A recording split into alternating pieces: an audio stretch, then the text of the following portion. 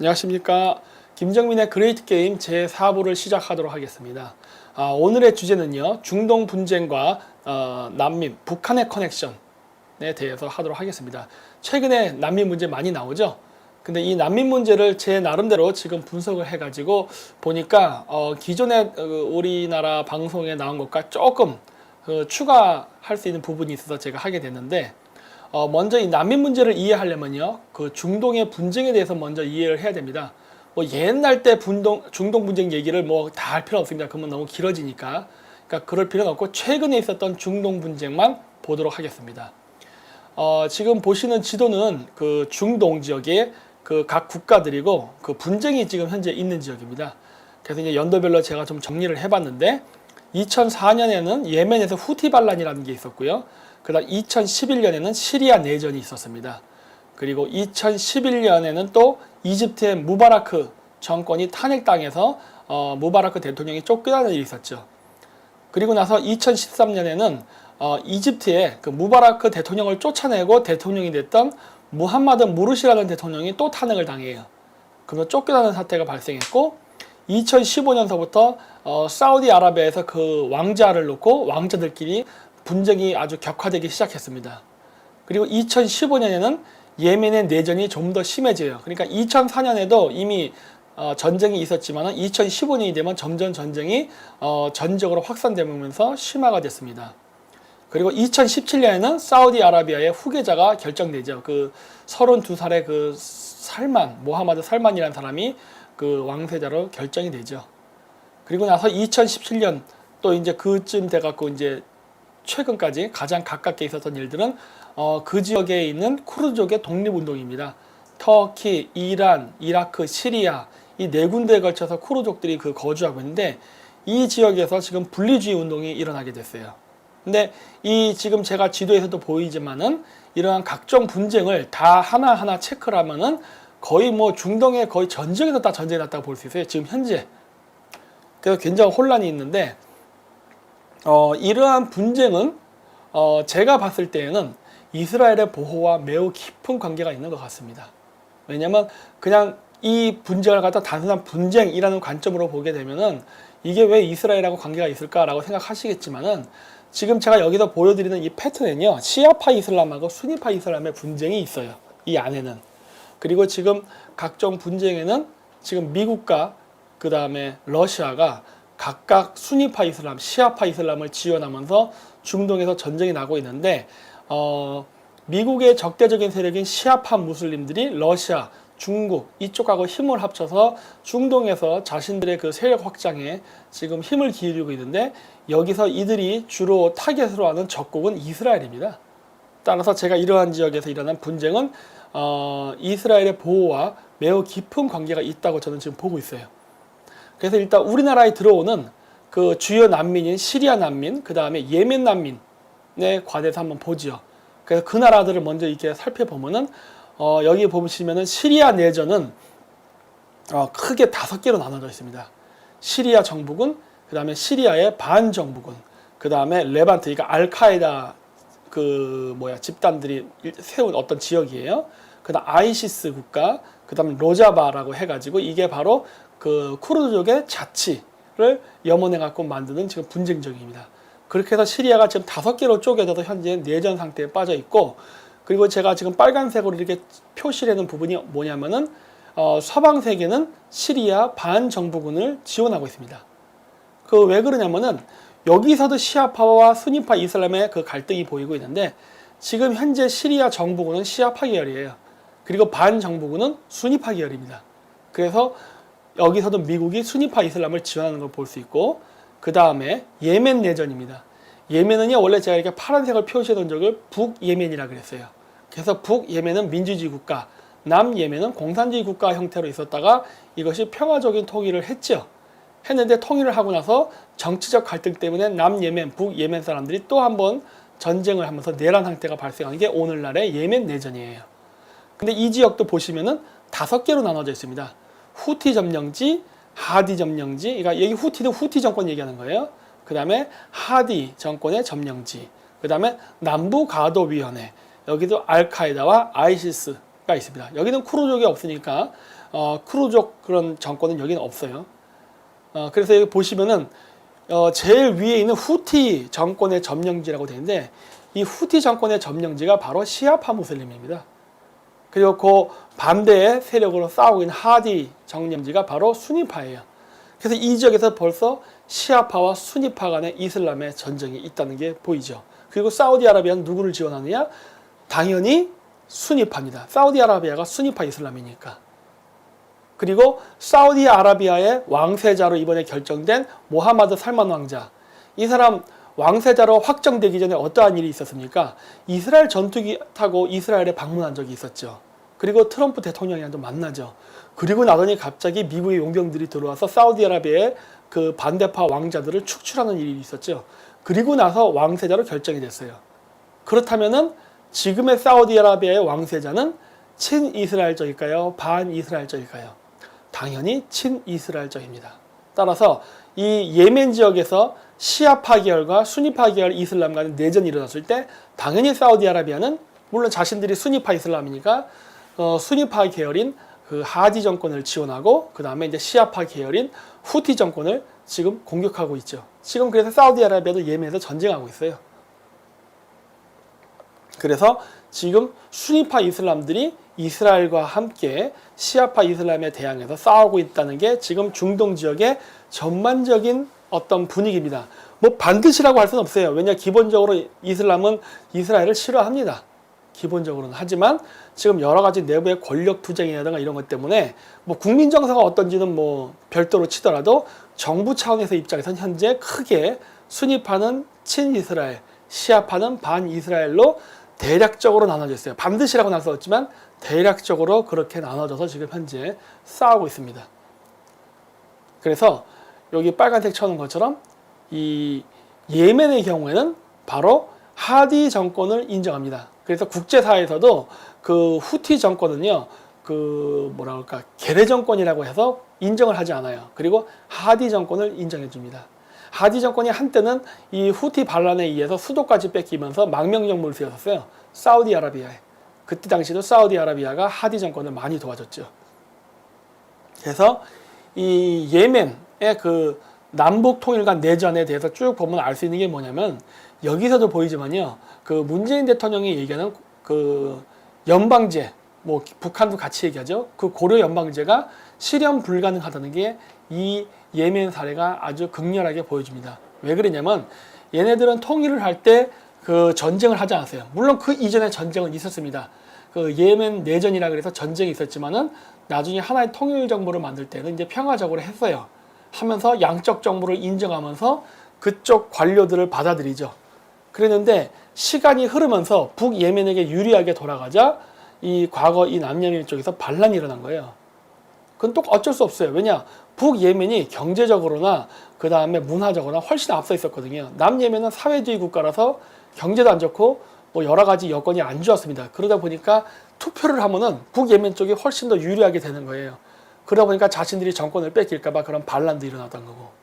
그래서 우리나라도 남북한이 그렇게 평화적으로 뭐 서로 상호 존중한다 해서 이렇게 연방정부 세우고 이렇게 통일정부 만들잖아요. 그럼 반드시 내전이 일어나게 돼 있습니다. 왜? 북한 사람들이 남한을 따라올 수가 없거든요. 그래서 우리가 남북 통일을 할 때는 어느 한쪽 정부가 없어져야지 두 정부를 같이 연립해갖고 한다는 것은 현실적으로 불가능하다는 게 이런 예멘의 사례에서도 나옵니다. 이거 말고도 뭐 중국하고 홍콩 관계, 중국하고 대만 관계도 같다고 볼 수 있죠. 1국가 2체제는요, 불가능해요. 각각의 독립적인 정치체제가 존재하면요, 싸울 수밖에 없어요. 이게 두 나라가 예를 들어서 같은 민주주의 국가거나 사회주의 국가면 문제가 안 생기지만, 문제가 안 생긴다기보다는 문제가 생겨도 좀 덜 생기지만, 기본적으로 시스템 자체가 다를 경우는요, 이거는 완전히 경험지간이 돼요. 그래서 이렇게 시스템이 다를 때는요, 한쪽을 같은 시스템으로 만들지 않는 한 안 됩니다. 그럼 여러분들이 원하는 건 뭡니까? 남북한이 통일됐을 때 우리가 사회주의식으로 되는 게 좋겠어요? 자유민주주의식으로 되는 게 좋겠어요? 선택을 해야 되고 답은 이미 다 나와 있죠. 따라서 우리는 남북 통일할 때 자유민주주의로 북한까지 통일을 해서 뭐 두 개의 연방정부가 생기든 그러면서 과도기적으로 그렇게 있다가 통일하던 해야지, 그거를 뭐 사회주의 북한 정권 인정해주고 나만 따로 있은 다음에 나중에 통일한다? 예멘처럼 됩니다. 그리고 시리아와 예멘 내란군의 그 비교를 해보면은 요 표시를 해놨지만은 빨간색으로 표시한 게 바로 러시아, 중국, 그 다음에 시아파 이슬람이 지원하는 지역이고, 그 다음 파란색으로 해놓은 게 서방 국가들이 지원하는 지역이에요. 여기서 또 표시가 되지 않습니까? 이란이 여기 있고, 이란이 어떤 나라입니까? 시아파 이슬람의 종주국이죠. 사우디아라비아는 수니파 이슬람의 종주국이고, 여기서도 벌써 극명히 갈라져서 나타나죠. 시아파 이슬람이 당연히 그쪽을 지원하니까 그 시아파 이슬람 계열의 테러 조직인 헤즈볼라가 당연히 같이 붙어 있고, 그리고 이제 중국이나 러시아가 이쪽 국가를 지원하는 거죠. 그리고 헤즈볼라는요, 여기 위키피디아에 한번 조사해 보십시오. 여기 보시면 헤즈볼라, 신의 당이라는 의미인데, 이거는 레바논에 기반을 둔 시아파 이슬람 무장 조직이다라고 나와요. 레바논에 임종석 비서실장 갔었잖아요. 그래서 제가 계속 얘기했잖아요. 왜 레바논에 가서 대통령을 만나고 비트코인 얘기를 하느냐. 이거 대북 송금하려고 하는 거 아니냐. 여러 번 얘기했죠. 근데 참고로 요즘 비트코인 완전히 개박살 났죠. 예? 그거 처음에 제가 얘기했을 때 많은 사람들이 저를 비난했죠. 비트코인 특히 전문가들이. 잘 모르는 사람이 그런 거 얘기한다고. 근데 이거 비트코인 잘 몰라도 국제관계의 속성을 알면요, 그 가치가 올라갈지 떨어질지 금방 알아요. 오히려 그게 더 중요한데, 비트코인 앞으로도 굉장히 비전이 없을 겁니다. 미국이 완전히 장악하기 전까지는. 어쨌든 그래서 이런 식으로 임종석이가 방문했던 레바논이 바로 헤즈볼라, 시아파 무슬림 단체의 본거지예요. 근데 이 시아파 이슬람 조직인 그 헤즈볼라는 어떠한 이념을 갖고 있느냐? 반시오니즘입니다. 여기 써 있죠? 시아파 지하드주의, 지하드라는 건 성전을 얘기하는 거예요. 반유대주의, 반제국주의. 이 반유대주의엔 반시오니즘도 들어있어요. 이런 식의 사상을 가지고 있는 사람들이에요. 그리고 얘네들은 그 상징적인 그 헤즈볼라를 상징하는 색깔로 노란색 씁니다. 이것도 우리나라 좌파들하고 너무나 닮아 있죠. 그렇죠? 정의당 이런 애들. 그 다음에 세월호의 노란 리본. 그 다음 옛날 때부터 민주당은 전통적으로 노란색을 써왔었죠. 옛날 때 김대중 정권 때부터. 이번엔 색깔이 바뀌었지만은 다 노란색. 이 시아파 이슬람하고 비슷한 색깔을 써요. 자, 그래서 이제 중국이 이 중동 분쟁에 개입되어 있습니다, 현재. 그거 왜 되어 있는가를 봐야 돼요. 여기서도 보시면은 중국, 시리아 원조 강화하는 이유, 중국의 무슬림 훈련 기지와 차단이라고 나오는데, 이게 무슨 말이냐면요. 지금 중국은요, 그 분리가 될 수 있는 몇몇 후보 지역이 있어요. 그 중에 가장 격렬하게 중국 정부에 저항한 지역이 신장 위구르 자치지역인데, 이 신장 위구르 자치지역에서 독립운동을 하는 이슬람 그 독립운동주의자, 나쁜 말로 하면 테러리스트지요. 이 테러리스트들이 바로 시리아 내전에서 그 내전을 통해서 전쟁 훈련을 해서 이 사람들이 중국으로 들어간다고 보기 때문에 그런 거예요. 그래서 중국이 시리아 정부군을 원조해 줍니다. 시리아 정부군을 원조해 줘야만 거기서 그 반시리아 정부군에 들어와 있는 위구르인들이 전쟁 경험을 통해서 그걸 가지고서 위구르 지역에서 신장 독립에 그러한 기여를 하는 것을 막으려 하는 것이죠. 그런데 미국은 이러한 바로 시아파, 그 다음에 헤즈볼라, 그리고 친헤즈볼라 정권에 대해서는 굉장히 제재를 가하고 있습니다. 그 이유는 바로 무엇이냐? 지도에서도 보시는 바와 같이 바로 중국이 이루고자 하는 일대일로가 지나가는 지역이 바로 이 지역이에요. 특히 쿠르드족들이 독립하려는 지역, 바로 이란, 이라크, 시리아, 터키, 이 지역을 통과해야만 유럽으로 철도를 뚫을 수 있습니다. 근데 이 지역에서 바로 내전, 내란, 독립운동이 일어났기 때문에 중국은 그 일대일로를 건설할 수가 없지요.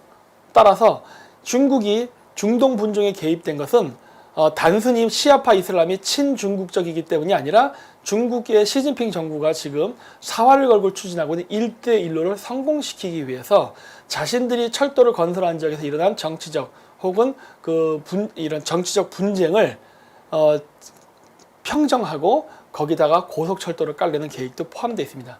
그러다 보니까 중국은 당연히 친러시아, 친중국적인 성향을 가진 시아파 이슬람을 지원할 수밖에 없는 거예요. 그러다 보니까 중동에서도 미국과 중국의 어떤 패권 경쟁 속에서 대리전이 현재 중동 지역의 분쟁의 근본 원인이라고 할 수 있어요. 그리고 이 그 중동 분쟁으로 인해서 이스라엘은 보다 더욱더 안전한 상태로 현재 정권 유지가 가능한 겁니다. 그래서 중국이 이러한 시리아 지역에 개입되고 자신들의 그 일대일로를 건설하려는 것에 대해서 트럼프 대통령이 카운터 펀치를 하나 날린 게 있는데, 그것이 무엇이냐면요, 이스라엘의 수도로서 예루살렘을 인정한 사건이에요. 여러분들은 그냥 단순히 이게 그냥 트럼프가 유태인의 지지를 얻으려고 한다던가 아니면 어떤 미치광이 전술이다라고 생각하는데 천만에만만해요. 이거는 트럼프의 고도의 계산된 전략입니다. 왜냐하면은 예루살렘을 이스라엘 수도로 선포하게 되면 어떤 일이 생겨요. 현재 미국 내에 있는 트럼프의 적들이 유태인들이 많아요. 근데 이런 유태인들 중에서도 친 트럼프적 성향을 가진 사람들을 모을 수가 있죠. 왜냐면 미국의 정재계에는 특히 뭐 금융계, 그다음 기업 쪽에는 유태인들이 어마어마하게 많지 않습니까? 그리고 언론계까지. 이런 사람들이 친 트럼프계로 돌아선다면 트럼프는 굉장한 도움이 되거든요. 그러다 보니까 이런 전술을 쓴 거예요. 그리고 미국이 이스라엘을 먼저 손을 내밀어서 잡아버리면 어떻게 됩니까? 현재 중동의 이슬람 세계에서 이스라엘과 공조를 보이고 있는 나라가 바로 수니파 이슬람의 종주국인 사우디아라비아예요. 따라서 트럼프가 예루살렘을 이스라엘의 수도로 선포해주면서 이스라엘을 미국의 우방국으로 만들게 되면 바로 수니파 이슬람인 사우디아라비아가 이스라엘 편이기 때문에 한 편이 되고, 당연히 사우디아라비아가 바로 수니파의 종주국이기 때문에 중동의 많은 수니파 이슬람 국가들이 미국, 이스라엘과 한 편이 되는 겁니다. 이렇게 됨으로써 그 반대 세력인 러시아, 중국을 견제할 수 있는 상황이 되는 것이죠. 이렇게 되면 어떤 문제가 생기냐? 중국은요, 자신의 일대일로를 건설하기 위해서 시아파 이슬람을 지원하다가 자칫 잘못하면은 중국의 경제가 위협받을 수 있는 상황에 몰리게 됩니다. 이거 예전부터 제가 얘기했어요. 이렇게 되면 중국은 유태 금융자본에게 공격을 당할 가능성이 매우 높아진다. 그 가능성이 높아진 게 아니라 이미 그것이 실현됐죠. 그게 바로 무엇이냐면 중국 하이난 항공의 왕젠 회장의 죽은 일입니다. 그거는 제가 이번 주 화요일 날 하는 김기사와 아침의 방송에서 제가 자세히 설명드릴게요. 유대 자본이 어떻게 지금 중국 경제를 공격하고 있는가에 대한 부분은 그때 얘기하고, 오늘은 여기서 잠깐 지나가겠습니다. 그래서 어쨌든 중국은 이스라엘을 자기 편으로 만들지 못함으로써 중국 내에 투자되어 있는 유대 자본들을 안을 수 없게 되고, 그리고 중국 내에 있는 그런 유대 자본들이 드디어 중국의 적대적인 투기 세력으로 현재 전환되고 있는 상황에 빠진 겁니다. 그러다 보니까 중국 정부가 안절부절하고 고민하게 된 거예요. 1대1로 실현을 위해선 시아파 이슬람하고 손을 잡아야 되는데, 그렇게 될 경우에는 반이스라엘적 그런 정책이 되기 때문에 그렇게 되면 중국 국내에 각종 외국인 투자가 흔들릴 수 있거든요. 그래서 딜레마에 빠졌죠. 그래서 여기 이 신문에도 나오죠. 1대1로 차질 빚을라. 중국, 트럼프 예루살렘 선언 우려.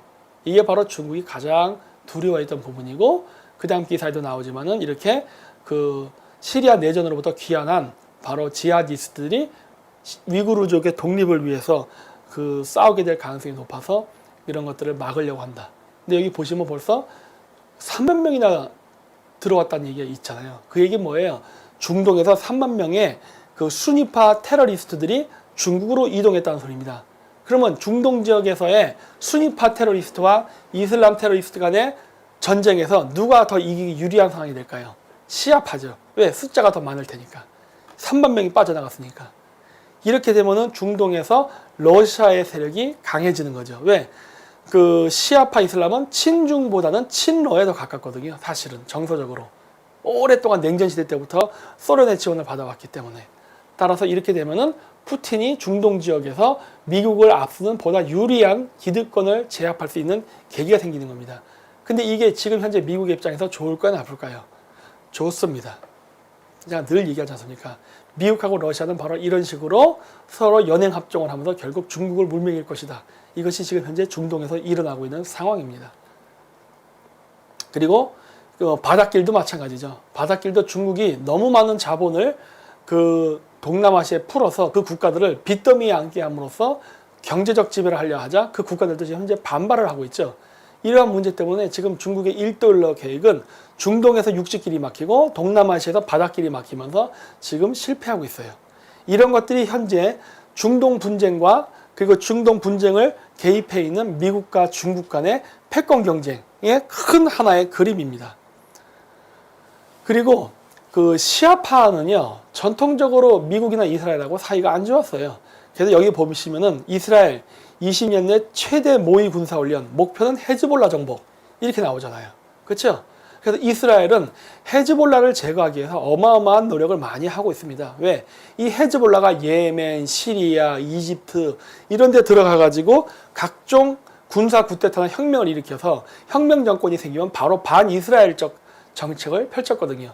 그렇기 때문에 이스라엘의 모사드는 바로 이러한 헤즈볼라 세력을 중동 각 지역에 가가지고 제거 작업을 하고 그러한 헤즈볼라의 협조에 의해서 만들어진 정권들을 전복시키는 일을 하는 거거든요. 그거 중에 가장 대표적인 사례가 바로 이집트 정권의 몰락이에요. 무바라크의 친미, 친이스라엘 정권이 바로 헤즈볼라, 즉 시아파 계열의 그 반대파에 의해서 무너지고 무하마드 무르시라는 대통령이 생겨서 반이스라엘, 반미 정책을 펼치기 시작하자 바로 1년 뒤에 바로 압둘 파타흐 시시라는 사람이 또 한 번 쿠데타를 일으켜가지고 지금의 이집트 정권을 세웠거든요. 지금의 이집트 정권은 수니파 계열의 친이스라엘, 친미국 정권이거든요. 이러한 온갖 공작과 혁명에 의해서 정권이 들락날락 뒤집혔다는 겁니다. 근데 임종석이 비서실장이 이렇게 그 레바논에 가서 헤즈볼라의 성지인 그 레바논에 가서 친 헤즈볼라 대통령 만나고 그리고 저기 아랍에미레이트 가가지고 돈 세탁하고 막 이런 거 하면은 미국이 어떻게 볼까요? 아니 미국 이전에 이스라엘이 어떻게 볼까요? 우리나라를. 자, 생각해 보라는 겁니다. 이집트가 어떻게 보면은 문재인 정권의 좋은 본보기가 될 수 있어요. 그리고 레바논의 헤즈볼라, 트럼프의 예루살렘 수도 인정 반대 시위 촉구. 뭐 당연한 거죠. 제가 이미 얘기했죠. 그리고 미 의회 북한, 이란 핵 협력 조사할 것, 북한 핵기술 판매 가능. 뭐 이런 거는 뭐 판매 가능이 아니라 판매한 적도 많아요. 그래서 그 미국에서는 혹은 내가 봤을 때 이스라엘에서는 이러한 이란의 그 시아파 정권이 자꾸 중동 지역에 자신의 그 지지 세력인 친시아파 정권을 세우려 하자 그 이란 본진도 약간의 공격을 하는 것 같습니다. 이게 뭐냐면 이란 제2도시다 이례적 대규모 시위, 물가 폭등, 민생고 이런 게 나오는 게 바로 공작이죠. 이란 정권을 무너뜨리기 위한. 그리고 미국, 이란의 반정부 시위대 강경 진압을 규탄.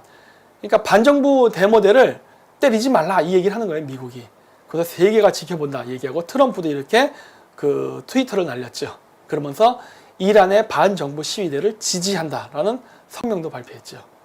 그리고 이란 전국적 시위 조직 통로 이런 거에 대한 그 수단이 되는 텔레그램을 차단시켜야 됩니다.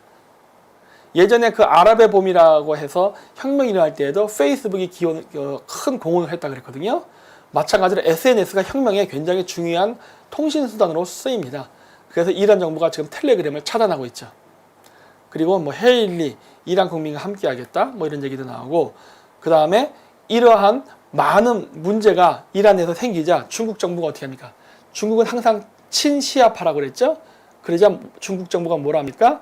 이란 반정부 시위 지지하는 미국과 정반대 행보. 즉 그 얘기 뭐예요? 중국은 이란 정부를 지지한다는 겁니다. 그러면서 그런 반란을 진압하기 위해서 천문학적인 작업을 지금 투자해서 이란 정권이 무너지지 않게 지금 보호해 주는 거예요. 바로 친중 정권이 무너지지 않게끔 보호해 주는 겁니다. 문재인 정권은 이런 거 안 받았을까? 이런 걸 한번 보는 거예요. 왜냐하면 동남아시아 주변에 친중 정권들은요, 죄다 중국의 돈을 받고 있어요. 그러면 한국은 예외일까 하는 거예요. 조사해 와야겠죠. 지금 전 몰라요. 하지만 여러 다른 지역에서의 패턴으로 봤을 때는 우리나라 문재인 정권도 아마 많은 자금을 받지 않을까라고 저는 강력히 의심합니다. 그리고 이란에서도 바로 이스라엘을 의심하죠. 이란 최고 지도자는 미국, 이스라엘이 시위를 공작했을 것이라 생각한다 라고 이야기하잖아요. 저도 그렇게 생각해요. 왜냐하면 바로 이란이 시아파 이슬람의 종주국이고 이란, 시리아, 예멘, 이집트, 터키 뭐 각 지역에서 지금 반미, 반이스라엘 혁명 정권 혹은 정부를 지원하고 있기 때문에 그렇기 때문에 그러한 것들을 저지하기 위해서 이란에서 반정부 시위를 일으키는데 뭐 개입했을 가능성이 있겠죠. 저도 그렇게 봐요. 걔네들도 다른 나라에 개입하는데 뭐. 그리고 이란 반정부 시위자 3명 옥사, 뭐 인권 문제 대도 이런 것도 나오고 나오죠. 사우디아라비아 역시 나오죠. 사우디아라비아와 이란이 여기서 바로 이슬람권을 놓고 세력 경쟁하는 게 나오죠. 그러다 보니까 그 사우디아라비아는 더 반이란적인 정책을 취할 수밖에 없습니다. 이러한 상황 속에서 우리나라에서는 어떤 일이 있었냐? 이건 다 남의 일이잖아요. 중동. 근데 우리나라도 뭔가 관련된 것과 같은 일이 있었어요. 그게 무엇이었냐면 하나토탈 그 유조선이 그 사고로 가라앉은 사건이 있었습니다. 이 사건이 우리나라에서 잠깐 지나가는데 조금 이상해요. 이게 이 사건이 뭐 제가 시간 관계상 자세히 얘기해 드릴 수는 없지만은 이 사건은 뭐 홍콩의 선박이랑 충돌을 해가지고 배가 뭐 불이 붙어서 뭐 가라앉았다는데 여러분 유조선이라는 건요 뱃속에다가 기름을 넣는 거예요. 일종의 물이 차는 것과 같아요. 물론 기름은 물보다 가볍기 때문에 뭐 유조선에 기름을 막 왕창 집어넣었다 해서 배가 가라앉거나 하진 않습니다. 하지만 침몰을 방지하기 위해서 항상 이렇게 안에는 강막들이 있어요. 물이 어느 쪽으로 확 쓸려 들어오는 걸 막기 위해서. 근데 도대체 어떤 배랑 어떻게 부딪혔길래 유조선이 폭발도 하고 가라앉을 정도가 됐냐는 겁니다. 그리고 더욱더 신기한 거는 그때 그 유조선에 있었던 선원이 한 명도 시신이 발견되지 않았어요. 좀 이상한 사건이었어요. 근데 우리나라에서는 이거를 비중 없이 지나갔는데 저는 그때 당시에 이 뉴스를 보고 야 이거 뭔가 공작의 냄새가 난다 라는 생각을 많이 했어요. 왜?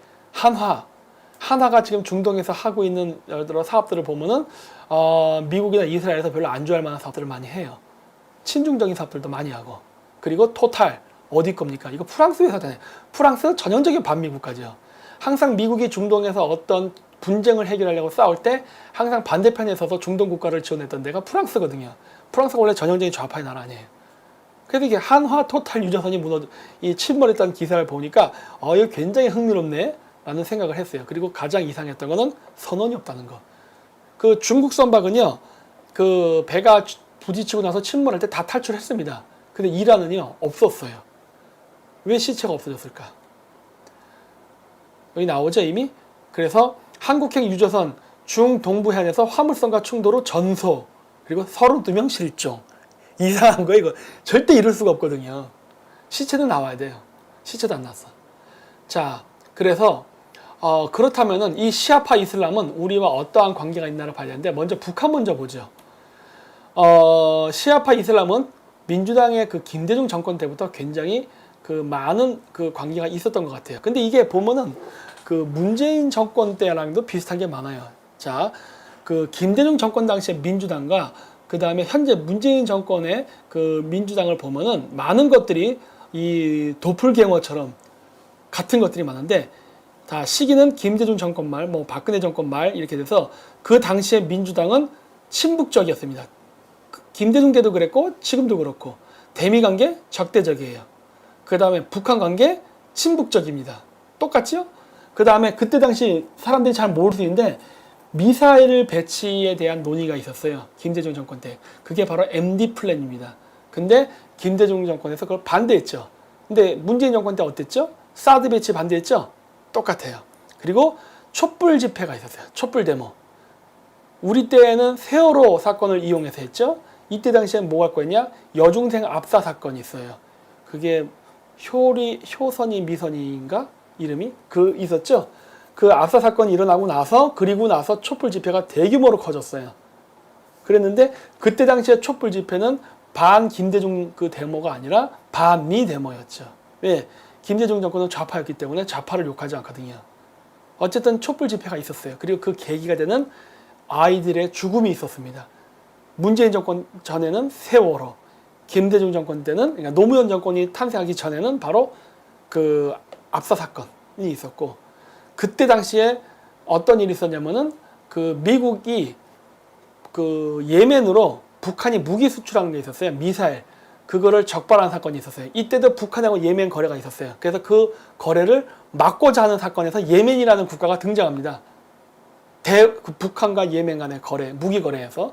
근데 지금 제가 옛날 때부터 그 얘기했잖아요. 비트코인 거래 의심스럽다. 왜 헤즈볼라 정권, 아니 헤즈볼라, 일단 친 헤즈볼라 정권이 있는 레바논 이런 데를 자꾸 인종세계가 왔다 갔다 하냐. 왜? 김대중 정권 때랑 이상하거든요. 북한이 지금 뭐 하고 있어요? 핵 개발하고 있죠. 왜 핵 개발하는 시기에 왜 헤즈볼라 애들을 접촉하고 다니냐고요. 그래서 제가 대북송금의 의혹이 있다고 한 거예요. 그리고 그런 것들은 다른 매체에서도 이미 나왔지 않습니까? 그때에도 나왔고, 그래서 그때 당시에는 그냥 무기 수출 얘기 나왔지만 이번에는 뭐가 나와요? 예멘 난민 얘기가 나오는 거예요. 왜 하필 수많은 나라 중에 하필 예멘 난민이에요? 전 세계에는요 어마어마하게 내전이 많습니다. 아프리카에도 내전이 무진장 많고요. 아시아에도 많아요.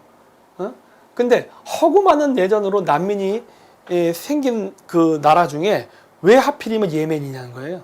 이 김대중 정권 때랑 뭔가 비슷하게 그런 것들이 나간다는 거예요. 뭐 전자개표 얘기 나오고 뭐 여기까지만 얘기할게요. 그래서 보시면은 이게 햇볕 정책을 위한 변론이라는 그 한겨레에 그 전 논설위원 사람이 쓴 글에도 보면은 여기서도 보면은 김대중 정권이 MD 체제에 반대했다는 얘기가 나와요.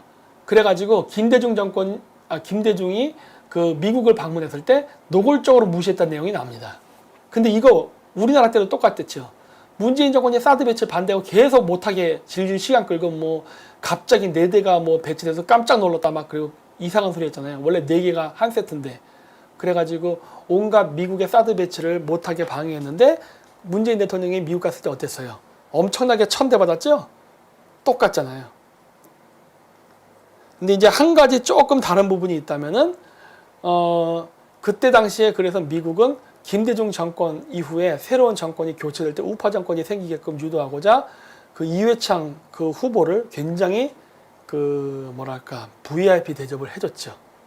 요게 현재 우리나라에서 일어나지 않는 부분이죠. 왜? 현재 우리나라 우파에는 미국하고 같이 그 공조를 맞출 만한 제대로 된 지도자가 없기 때문에 현재 미국에서 이렇게 보시면 나오죠. 부시 행정부 미국의 고위 관리는 라이스 백악관 안보 보좌관 등 부시 행정부의 다른 나라의 양당 인사를 만나지 않던 관례를 깬 것이니 여간 환대한 게 아니다. 이런 식으로. 현재 지금 문재인 정권 하에 문재인 정권 미국이 싫어하거든요. 그래서 그거를 교체할 수 있는 차세대 야당의 지도자가 없으니까 이러한 대단한 환대를 하지 않고 아무도 안 부르고 있죠, 현재. 이게 우리나라 우파 쪽 사람들에서 지금 준비해야 되는 겁니다. 그래서 제가 자꾸 반미친중을 강조한 이유가 뭐예요? 대통령도 오시고 반미친중 명하게 하라는 거예요. 왜? 과거에도 그런 사례가 있었다요. 물론 노무현 대통령 때 노무현 대통령이 되면서 그 우파 정권은 탄생하지 못합니다. 왜? 전자개표기 썼으니까. 뭐 옛날 때 뭐 이명박 박근혜 대통령 됐을 때에도 좌파들이 뭐 전자개표기에 있어서 뭐 조작 선거했다 어쩌고저쩌고 막 떠들었잖아요. 그래놓고서 이번에 문재인 대통령 선거할 때 왜 전자개표기 썼습니까? 이상하잖아요. 그 10년의 세월 동안에 선거관리위원회의 멤버가 70%가 그 민주노총 출신으로 교체가 됐죠. 그 애들이 뭔 짓 했겠어요? 2003년도에 노무현 대통령 선거 때 쓰였던 전자개표기가 2002년인가? 하여튼 그 다음날 2004년인가 해갖고는 필리핀으로 수출이 됐습니다. 한국에서 썼던 전자개표기를 필리핀으로 수출했는데 그게 반품이 돼요. 왜? 선거 조작이 가능하니까. 이번 이라크 문재인 정권 때 썼던 그 전자개표기가 이라크에 들어갔어요. 그런데 이라크에서 반품했습니다. 왜? 선거 조작이 가능하니까. 뭔가 똑같지 않습니까? 이런 것들도 보면은. 그래서 어쨌든 미국의 입장에서는 이런 좌파 정권들을 미국은 인정할 수가 없습니다. 따라서 우리나라 우파의 훌륭한 지도자가 미국과 조율을 할 수 있는 회담을 할 수 있는 협상 테이블에서 그 정도 수준이 된 지도자가 나오면 미국은요 트럼프 대통령이 직접 만나요. 진짜 좀 신경 좀 쓰십시오. 그래서 보십시오. 북한 예멘의 미사일 수출 나오죠. 북한은 예로부터 예멘에다 무기를 수출했어요. 미사일만 수출한 게 아니에요. 재래식 총이라던가 대포 이런 것들도 수출했습니다. 그래서 예멘은요 친북한 정권이에요. 그리고 유엔 예멘 후티 반군 북한 미사일 기술로 사우디아라비아 공격 이런 얘기 나오잖아요. 그래서 북한은요 시아파 이슬람인 그 후티 정권을 지원을 해가지고 사우디아라비아에 공격하는 무기까지 팝니다. 그럼 사우디아라비아가 한국을 어떻게 생각할까요? 사우디아라비아가 지금의 문재인 정권을 좋게 생각할까요? 나쁘게 생각할까요? 저번에 우리나라에서 이명박 정권 때 만들었던 원자력 발전소, 사우디아라비아에 만들었던 원자력 발전소가 갑자기 취소된다고 했던 일이 있죠? 왜 그랬을 것 같아요? 뭐 우리나라에서 뭐 이명박 대통령의 똥을 치우러 간다는 등, 뭐 박근혜 대통령의 똥을 치우러 간다는 등 이상한 소리 많이 했죠? 그거 아니라니까요. 북한의 무기 개발과 자금을 지원하는 게 우리나라 좌파 정권 아닙니까? 중국 통해서 보내잖아요. 사우디아라비아는 바로 그 과정에서 만들어진 무기들이 예멘에 들어가서 예멘의 시아파 반군들이 사우디아라비아를 공격한 데 쓰이니 사우디아라비아가 한국에 대해서 어떤 생각을 가질 것 같아요? 당연히 적대적이지. 네? 생각해보라는 겁니다. 이러한 것도 모르면서 우리나라에서 좌파들이 마음대로 떠들고 거기에 우파 사람들이 부안해동하면 안 되죠. 정확히 국제정세를 보라는 거예요. 이거는 바로 북한 무기 개발과 무기 수출과 관련이 있습니다. 그래서 사우디아라비아가 우리에게 적대적이 된 거예요. 사우디아라비아뿐만이 아니에요. 아랍에미레이트도 마찬가지입니다. 그리고 또 예멘 반군 북한제 무기 사용, 안보리 전문가 패널 지정 나오잖아. 이런 것들도 다 이런 식으로. 자, 그러면은 시리아군을 한번 봐보지요. 시리아군은 어떠냐? 1990년대 초반 조선민주주의 인민공화국으로부터 사거리 500km의 스커드 C 미사일을 수입했다. 이후에 북한과 이란에서 사거리 700km의 스커드 D 미사일을 수입했다. 이란산 스커드 D인 사하브 2호 320발을 수입하고 320발을 북한이 만들었어요. 320발. 어? 북한산 스커드 D인 화성 6호를 600발. 어마어마하죠? 이상 라이센스 생산했다. 북한의 단거리 고체 연료 미사일인 KN-02 136발, 러시아의 최신식 단거리 핵미사일인 SS-26 86발을 수입했다. 수량은 미확인이지만 북한의 중거리 탄도 미사일인 노동 1호도 수입한 것으로 알려져 있다. 보세요. 시리아 정부군 친북 국가예요. 근데 왜 우리나라 문재인 정권은 예멘과 시리아 난민을 받아들이죠? 이상하다는 거예요. 그래서 보십시오. 이란의 새 중거리 탄도미사일 발사에 트럼프, 북한과 협력한 것 나오잖아요. 미국도 이미 다 알고 있어요. 그래서 어떤 일이 있었느냐? 제가 요 얘기도 저번에 했을 거예요. 우리나라에서 계속 저한테 깐죽거리는 좌파 애들 있어요. 그리고 성질급한 우파 사람들. 북폭 언제 일어나냐고. 제가 일어났다고 여러 번 얘기했잖아요. 공식적이지 않은 비공식의 북폭. 풍계리에서 9번 진원지 0m, 진도 2.5의 지진이 있었다고. 예? 여기에 보시면은 2017년 9월 24일 날 북한이 다시 이스라엘을 성전을 하겠다는 협박을 했다는 기사가 나왔죠. 9월 25일이에요. 이거 왜 그런지 아세요? 9월 24일 날 저쪽 풍계리에서 또 진원지 0m에 진원지 2.5에 지진이 발생했어요. 그리고 나서 이게 나온 거예요. 어? 갑자기 북한에서 생뚱맞게 이스라엘을 비난합니다. 왜? 그거야 당연하죠. 시리아에 아까 앞기사에서도 나왔죠. 이란 시리아에 북한 애들이 미사일을 공급했다고. 스커드 미사일. 시리아랑 이란이 그 스커드 미사일 공급받아서 뭐 했어요? 이스라엘 공격하는 데 썼잖아요. 그건 이스라엘 가만히 있었을까요? 이스라엘은 북한의 미사일 개발, 핵 개발을 못하게 마사지 했다니까. 제가 여러 번 얘기했잖아요. 근데 그건 공작이기 때문에 절대 뉴스에 나오지 않아요. 그렇기 때문에 이러한 메커니즘을 모르는 개돼지 같은 좌파들은 맨날 김 박사 말이 틀렸는데 어쩌려고 헬렐레 하는데 잘 보라는 거예요. 잘 봐. 북한은 열심히 얻어 터지고 있어요. 지금도. 이러한 것들을 모르면서 무슨 말을 하냐는 거예요. 자, 그럼 다른 거 볼까요? 태영호 공사가 이번에 썼던 그 회고록에도 나오죠. 북한, 이스라엘에 1조 안 주면 적국에 미사일 팔겠다 위협. 사실 1조 안 주면 위협한 게 아니라 1조 줘도 팔았습니다. 북한은. 아까 나왔잖아요. 이란에다가 무기 팔았다고. 북한이 이런 식으로 이스라엘을 위협했어요. 그래서 제가 얘기했잖아요. 북한의 비핵화를 이루기 위해서는 이스라엘과 공조해야 된다. 이것도 우리나라에서 최초로 얘기했죠. 제가. 아무도 얘기 안 할 때 요즘 보니까 뭐 우파 단체들 태극기 집회나 아니면 우파 채널에 이스라엘 기자들 이렇게 같이 꼽아놓고 막 그러대. 예? 이스라엘이 비핵화와 관련돼 있다는 걸 우리나라에서 아무도 몰랐잖아요. 이거 제가 방송에서 여러 번 떠들어서 이제 알게 된 거지. 그러니까 이 정보가 없으면서 함부로 얘기하지 말라는 거예요. 이 얼마나 많은 그런 것들이 있는데. 그래서 보십시오. 뭐라 써 있었느냐.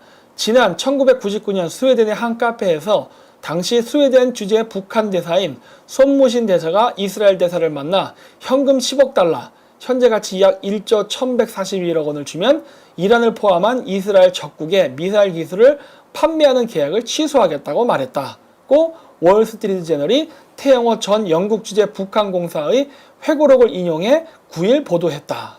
나오잖아요. 그렇죠? 나는 어떻게 알았을까 이거를? 이 사람은 1999년에 했다는데 내가 옛날 때부터 이스라엘 얘기했잖아요. 뭐 옛날 얘기하긴 좀 애매하고 한 2017년도부터 다 이런 정보가 있기 때문에 제가 얘기하는 거예요. 우리나라에서는 이게 그 한국에서 회고록 나기 전까지 몰랐잖아. 아니 이 책을 안 읽은 사람은 지금도 모르겠지. 나오잖아요. 이렇게 다. 북한 핵 개발을 이스라엘이 저지하고 있다는 거를. 그리고 이거는 뭐예요? 이게 중앙일보 기사인가 할 텐데 이 기사를 쓴 사람은 굉장히 친북적인 사람이고 거기 뭐라 써 있어요? 이란 미사일 집단 전시로 의지 과시 불사조는 북한 은하수 3호와 쌍둥이 해가지고 이렇게 써놓은 거예요. 막 자랑스럽게. 난 이 사람 이 기사를 왜 썼는지 이해가 안 돼. 근데 여기 보시면은 이렇게 이스라엘의 이란 핵 개발 저지 공작 해고 쭉 나오잖아요. 그쵸? 이때 이런 데만 공격한 게 아니라 북한도 공격했다니까 그러네. 이러한 공작도 나중에 다 알려진 거예요. 그 공작 당시에는 알려지지 않았다니까 그러네. 그러니까 이 자좀들은 나를 비판하려면은 좀 더 정보를 가지고 나를 비판하세요. 다 나중에 양주로 다 정보가 공개됩니다. 때가 되면은. 이란 미사일 집단 전쟁 의지 가지고 했고 통과. 외신에서도 이렇게 나왔죠. 통과하고 자 그래서 문재인 정권의 친시아파 무슬림 정책 첫 번째 임정성 레바논 대통령 예방 이거죠. 제가 얘기했죠? 레바논은 헤즈볼라의 발생 지역이라고. 그리고 이번에 만났던 저 대통령도 친 헤즈볼라 대통령이라고. 헤즈볼라는 이란과 연결되어 있고 이란은 시리아랑 연결되어 있고 시리아의 그 미사일 개발은 바로 북한과 연결되어 있죠. 그렇죠? 그래서 제가 얘기한 거예요. 이거 이상한데 하고. 그리고 정의장 칼둔 아랍에미레이트 아부다비 행정청장 비공개 접견 뭐 이런 얘기가 쭉 나와요. 그리고 아랍에미레이트 방문 내가 돈 세탁한 적이라 그랬죠? 이게 뭐 했겠다는 거야? 뭐 했겠어? 비트코인 갖고 가서 돈 세탁한 거 아니에요? 돈 세탁. 예? 근데 흥미로운 게 있죠. 아랍에미레이트는요 왕정 국가죠. 그래서 여기도 수니파 이슬람이 대세인 지역입니다. 그래서 제가 얘기했잖아요. 아랍 국가는 정서적으로는 반이스라엘 반미적이에요. 정권은 좀 다를지 몰라도. 그래서 얘네들은요 양다리를 걸칩니다. 우리나라 문재인 대통령이 미국이랑 중국에 양다리 걸치는 것처럼.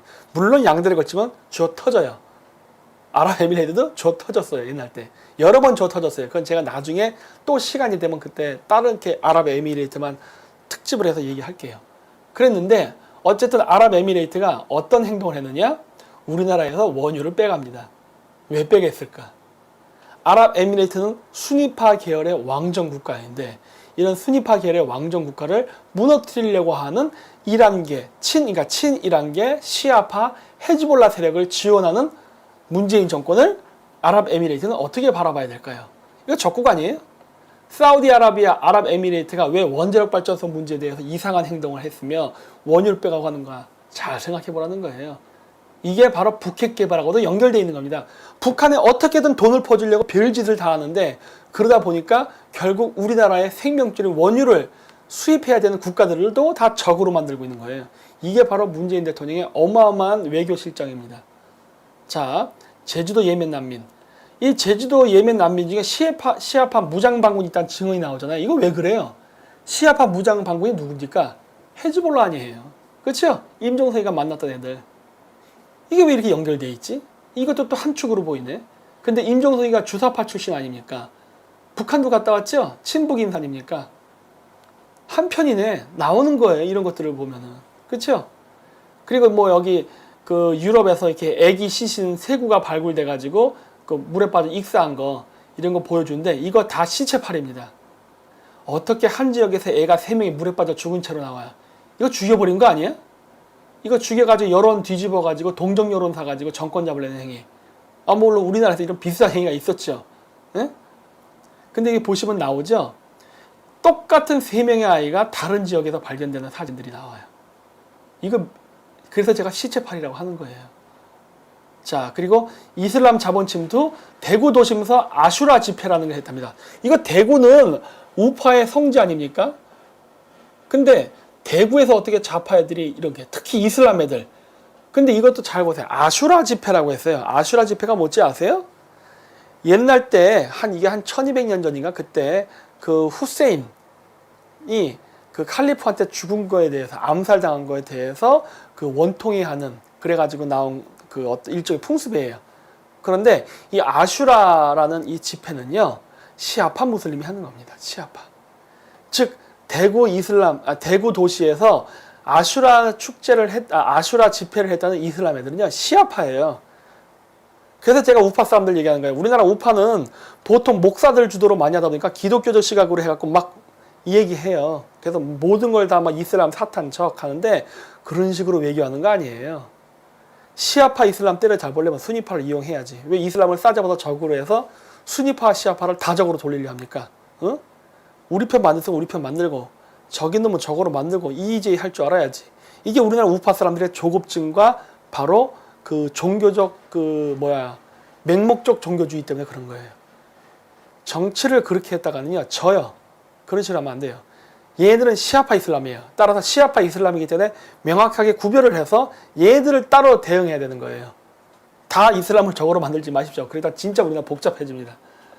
그래서 지난 10일 대구에서는 이슬람 80여 명이 검은색 옷을 입은 채 자기 가슴을 세게 치는 아슈라 의식을 거행해 시민들을 놀라게 했다. 아슈라는 이슬람 역으로 1월 11일이라는 뜻으로 1400여 년 전 후세인 일가가 이라크 왕족에게 몰살당한 것을 기린다. 이렇게 해서 범구국연합과 이슬람 대책 전국 시민연대 대국 애국단체 총연합회는 이날 오후 1시 대구 동성로 야외 무대에서 이슬람 대구 진출과 북핵 반대 대구 시민 총궐기 대회를 개최했다. 현재 이슬람 인구는 대구에는 무슬림 5천여 명이 살고 있는 것으로 알려졌다. 여기 나오는 이름도 힘들어. 범국민 구국연합, 이슬람 대책 전국 시민연대, 대국 애국단체 총연합회. 이거 다 기독교 단체죠. 기독교 단체잖아요. 지도자가 목사잖아. 그러다 보니까 어떻게 돼요? 이걸 이슬람으로 해갖고 다 조져버리려고 하잖아. 이러면 안 된다니까. 이렇게 되면 우리나라 국내에는 수니파, 시아파가 힘을 합친다니까요. 그럼 이런 어리석은 짓을 하려고 그래. 전략적으로 대하세요. 자, 그리고 이거에 대해서 개면도 없는 우리나라의 이제 무식한 연예인이라고 저는 생각합니다. 정우성이가 뭐라 얘기해요? 제주의 예멘 난민을 우려하는 이들에게 정우성이 뭐라 그래? 인권 얘기하고 남의 일이 아니라 그러고 배려해야 된다. 이런 헛소리 짓거리였죠? 그러면서 정우성, 가짜 난민 주장 받아들이기 힘든 논리라고 얘기했죠? 그래서 뭐라고 얘기했냐? 제주도에 도착한 500여 명의 난민 가운데 90%가 남성인 점도 내전에 휩싸이게 되면 남자는 진직 대상이 될 수밖에 없다고 이유를 설명했다. 6.25 때 서북청년단 보도연맹 해가지고 이념 색출하겠다고 얼마나 많은 사람을 학살했나. 예멘이 약간 그런 상황이라고 비교 설명하기도 했다. 보세요. 이 사람의 마인드가 벌써 빨갱이적이지. 왜? 6.25 때 서북청년단 보도연맹이 빨갱이들 색출하겠다고 젊은 남자들 죽인 거 맞아요. 역사적 사실이야. 자, 그렇다면은 6.25 전쟁 때 북한 인민군이 남쪽에 내려와가지고 부르주아 계급 또는 부르주아 계급의 부역할 가능성이 있다해서 젊은 남자들 학살한 거는 왜 모를까? 왜 여기 얘 제시에는 왜 그런 게 안 나올까? 그렇잖아요. 민간인 학살은요, 국군 했어요. 저희 집안도 그런 피해자이기도 해. 근데 우리 집안은 또 북한군한테, 우리는 양쪽에 다 죽었다, 우리 집안은. 우리 친척들이, 원래 제가 서울 오리지널 토박인데, 6.25 전쟁 때문에 우리 친척이 다 죽어버렸어요. 북한군한테 한 번 죽고, 국군한테 한 번 죽고 해서, 친척이 아주 멸문지화를 당해버렸다고. 근데 그런 사람이 저희 집안만 있지는 않을 거예요. 그런 일이 있었어. 근데 얘가 제시하는 예시는 왜 북한에게 유리한 말만 하는 거예요. 이거 자체가 벌써 정우성의 사상이 벌써 좌파적, 즉 빨갱이적인 사고방식이 있다는 게 나타나요. 그래서 정 씨는 나의 관점에 대한 객관성을 서로가 좀 가질 필요가 있다. 뭔 놈의 객관성? 예를 들어도 객관적이지 않은데 서북청년단 보도연맹이 색출하겠다고 죽인 거 플러스 북한 인민군들이 제국주의의 부역자들을 색출하겠다고 해서 죽였던 학살 왜 얘기 같이 안 해? 같이 얘기하면 객관성이 있어요. 같이 얘기 안 했기 때문에 이미 객관성이 떨어진다고. 근데 이런 거 가지고서 지금 뭐야, 이 정우성 씨가 저기 뭐지, 우리나라의 그 만화 작가 윤서인 씨랑 그렇게 막 해서 막 비교돼 갖고 막 싸우잖아요. 그냥 저랑 싸워요, 저랑. 응? 저랑 싸우면 돼. 그래도 내가 뭐야, 윤서인 씨보다 인물도 낫잖아. 근데 아마 지력으로는 내가 당신보다 앞설걸. 응? 이런 헛소리하는 거 나한테 한번 맞짱 토론 하자고. 내가 다 개박살 내버릴 테니까. 어디다 대고 제대로 모르면서 이런 얘기를 해. 내가 앞에서 얘기했던 시아파 이슬람과 북한 간의 그 커넥션, 그 다음에 특히 예멘, 시리아 이쪽이 북한하고 어떠한 거래가 있었는지 제가 지금 다 얘기했잖아요. 이러한 관점에서 바라보면서 가는 거고, 내부에서도 이미 시아파 계열의 무장단체가 제주도 난민에 섞여 들어왔다는 게 보도가 되고 있는데 뭔 소리 하냐는 거예요. 어? 어디다 대고 아름다게 인도주의만 얘기하려고 그래. 그러니까 이 방송을 보게 되면은 좌파애들도 나한테 악플 달려 하지 말고 정우성이한테 이 얘기를 전해갖고 나랑 맞짱 토론하자고 하려니까, 개박살 내버릴 테니까. 옛날 때 김준공 씨가 그 변희재 씨한테 그거 뭐지, 무슨 뭐였더라, 한번 그거 했다가 그 뭐야 NLL 문제로 개박살 났잖아요. 개박살 내버리겠다는 거예요. 이거 어디다 대고 지식도 없으면서 함부로 떠들어. 세상에 진짜 난민과 가짜 난민은 없다. 이거 후프포스트에서 한 건데 웃기는 소리 하지 말라는 거예요. 내용은 뭐냐, 이거는 뭐냐면은 거기 출입국관리사무소에서 일하는 공무원이에요. 근데 지금 문재인 정권이죠. 문재인 정권에서 난민 계열의 그 업무를 하는 공무원은 10중 8구 좌파예요. 그건 뭐 안 봐도 뻔해요.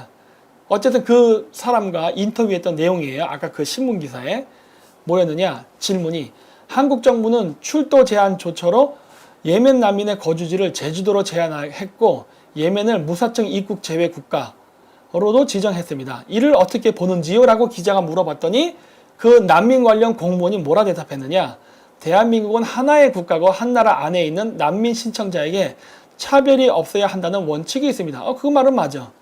일단 본토에 들어오면 이동의 제한이 전혀 없는데 제주도로 들어와 난민을 신청했다고 제주도에 묶어놓으면 안 됩니다. 요거는 안 되죠. 이런 말을 하면 안 되지. 왜? 아까도 얘기했잖아요. 북한에 무기 거래하는 나라에서 온 사람들이에요. 그것도 전투 병력으로 쓸 수 있는 남자들이. 그리고 제보도 있었죠. 시아파 계열 출신의 테러리스트들도 섞여 있다. 그런데 이동의 제한을 줘서 제주도 바깥으로 나가게 한다고? 있어서는 안 되는 일이죠. 특히 공무원이라면 이런 말 하면 절대 안 되죠. 근데 얘가 왜 이해? 이 공무원이 좌파라 그런 거예요. 그리고 비록 이상적일지라도 국제 기준에 맞춰 제주도 예멘 난민 문제를 해결하는 가장 바람직한 방안은 무엇일까요? 라고 했더니 대답이 뭐였느냐, 일부 국가에서는 예멘처럼 내전 상황인 시리아 국적이 확인되면 개별 난민을 심사하지 않고 집단적으로 난민지를 인정해 주기도 합니다.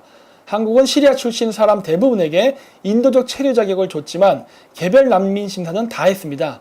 예멘처럼 보호가 필요한 국가 출신들을 위한 빠른 심사 조처가 필요합니다. 웃기고 있네죠. 내가 얘기했잖아요. 다른 난민들은 좀 괜찮아. 하지만 북한하고 무기 거래를 하고 있는 난민들을 왜 개별 심사하면 안 돼? 응? 왜냐? 이미 제보도 들었었지만 시아파 이슬람 테러리스트들도 섞여 있다고 했잖아요. 그러면 개별 심사 당연히 해야지. 그리고 걔네들이 북한이랑 연결된 애들인데 난민의 지위를 이용해서 한국에 들어와서 어떤 스파이들을 할지 알고 그래요. 이거를 공무원이 이런 식으로 얘기한다? 이거는 제정신이 아닌 거죠. 그래서 한국은 2014년 아시아 국가 중 최초로 난민법을 시행했습니다. 난민법 시행 성과와 한계를 짚어주세요. 해서 국회와 기획지정부를 설득해도 예산 확보와 인력 동원에 어려움이 많습니다. 한국 정부와 국회가 난민법을 시행하면서 인력과 자원을 충분히 확보해주지 못한 부분에는 저도 통감합니다. 뭘 통감해? 인원 확충하고 예산 확충하겠다는 거 아니에요. 근데 그 인터뷰하는 이 사람의 자세를 보세요. 이 공무원, 난민을 이 분별을 해서 받아들일까 말까를 결정하는 이 공무원의 말하는 태도를 보라고. 좌파적이잖아. 이런 애들을 왕창 늘리라고? 그러면 전국 공무원 노조에 가입된 애들이 이 난민 쪽으로 왕창 들어가겠네. 관련 업무 하러. 응? 그러면은 친북단체 국가의 난민들 중에 친북적인 어떤 미션을 갖고 오는 애들 그냥 통과시켜주겠네. 그게 보이는 거예요 지금. 응? 국민의 세금을 가지고 결국 친북단체 사람들 늘리는 일을 하겠다는 게 보이잖아요. 그래서 요거는 예멘 난민 오해와 진실, 내전 탈출한 사람들 가짜 난민 낙인 해가지고 이렇게 써놓은 거예요. 이게 바로 그 한겨레 신문이에요. 이 좌파 신문이잖아. 그래갖고 이게 뭐예요? 예멘 난민의 오해와 진실, 얘들 가짜 난민은 아니다예요. 진짜 난민이다. 이런 얘기 하는 거예요. 그래서 제주도에 온 난민 신청자들이 단순 취업 목적으로 제주도를 악용했을 가능성은 크지 않다는 게 전문가들의 견해다. 좌파 전문가들의 견해겠지. 난민 소송 경험이 많은 이일 변호사는 난민 협약상 난민으로 인정될지 여부 뭐 이거 얘기 통과하고 이런 식으로 얘기해서 좌파 언론들이 전부 다 예멘 난민은 우리가 인도적으로 받아줘야 된다. 이런 좋은 얘기를 많이 하는 거예요. 근데 I.M. 피터라는 게 있어요. 이 사람 제주도에 사는 사람인데 이 사람 좌파예요. 근데 이 사람이 재밌는 글을 썼어요. 뭐라고 썼느냐? 이때 당시에 이 사람 이름이 아델이라는 사람인데 이 아델이라는 사람이 인터뷰를 알자지라랑 했는데 이게 한국에서 잘못 나갔다는 거예요. 무슨 얘기냐? 제주 예멘 난민들 해외 인터뷰 논란, 한국 형편없어 돌아가고 파라는 제목으로 바로 그 연애폭로 전문 매체인 디스패치, 그리고 인사이트에서도 그러한 보도를 했다고 한 거예요. 그 사람은 그렇게 얘기한 적이 없는데 이 인사이트와 디스패치에서 왜곡해갖고 이 사람의 인터뷰를 보도했다라는 걸 쓴 거야. 그래서 이 밑에 뭐 영어 원문 나오는데 인터뷰를 했던 아델 씨는 한국 기자들은 마치 내가 한국을 싫어하고 지금 전쟁 중인 예멘으로 당장 보내달라는 것처럼 보이게 썼다고 말했습니다. 또한 아델 씨는 알자지라와의 인터뷰에서 한국의 고마움을 느끼고 있다고 말했는데 그 부분도 편집 때 아쉽다고 밝혔습니다. 이거 봐요. 거짓말했네. 이게 가짜뉴스라고. 이런 가짜뉴스를 쓰는 사람들이 진실을 말하는 사람들을 가짜뉴스라고 얘기하잖아. 그래서 뉴스는 팩트다를 모토로 삼고 있는 언론사라고 보기에는 취재의 원칙과 보도윤리를 어긴 가짜뉴스였습니다. 라고 좌파의 I.M. 피트라는 사람이 쓴 거예요. 그러니까 이 사람 굉장히 양심적이야. I.M. 피트라는 사람. 저도 이 사람 글을 많이 보거든요. 이 사람은 제주도를 위한 글을 많이 써. 그러니까 이 사람은 이 제주도 난민이 어떤 문제가 있는지 잘 알니까 이런 글을 쓴 거예요. 그 진짜 그런 기사가 있었느냐? 있었죠. 자, 요겁니다. 이게 아마 인사이트 기사일 거예요. 제주 예멘 난민들 한국 형편없어 돌아가고 싶다. 라고 해서 여기 출처에서 제가 이렇게 WW 이렇게 해놨죠. 제가 한번 네이버나 그 구글에 가서 직접 쳐보세요. 아마 제가 이거 방송하면서 이 나오는 요 신문 기사를 지금 이 방송 보시면서 지금 스마트폰이나 컴퓨터를 검색해도 나올 겁니다. 제가 이거 자료 찾을 때 그대로 있었어요. 그 중에 기사 일부를 조금 읽어보면은 뭐라 써 있었느냐? 전체를 다 읽을게요. 이건 굉장히 중요한 내용이니까. 예멘 난민들이 해외 방송에서 한 인터뷰가 공개된 논란이다. 알자지라 방송을 얘기하는 거예요. 수백 명 예멘 난민이 제주도로 입국해 파장이 일고 있는 가운데 난민들이 한국에 대해 부정적으로 말한 인터뷰가 공개됐다. 여기서부터가 이제 왜곡이에요. 최근 해외 언론에서 난민들의 인권 실태를 취재하기 위해 한국을 방문했는데 여기서 제주 일자리를 얻은 예멘 난민을 직접 만났다. 식당에 취업한 한 난민은 내가 원했던 직업이 아니다.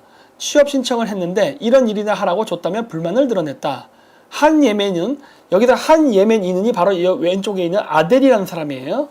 한 예멘인은 이런 섬에 갇혀 있느니 예멘으로 돌아가고 싶다고 말하기도 했다. 리포터는 난민들이 좁은 반지하에 아무 지원도 없이 갇혀 있다고 표현했다. 이렇게 쓴 거예요. 골 때리죠. 어? 바로 한반도 본토죠. 한반도 본토에 있는 좌파 매체들이 하나같이 예멘들을 우리가 나쁘게 푸대접하고 있다. 그래서 거기에 불만을 갖고 있다. 아주 부정적인 기사를 썼어요.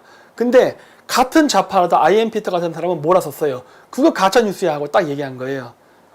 그러면 제주투데이, 제주도 뉴스는 뭐라고 썼느냐? 한국의 고마워 외국 기사 쓰는 기자들 두렵다. 이게 뭐냐?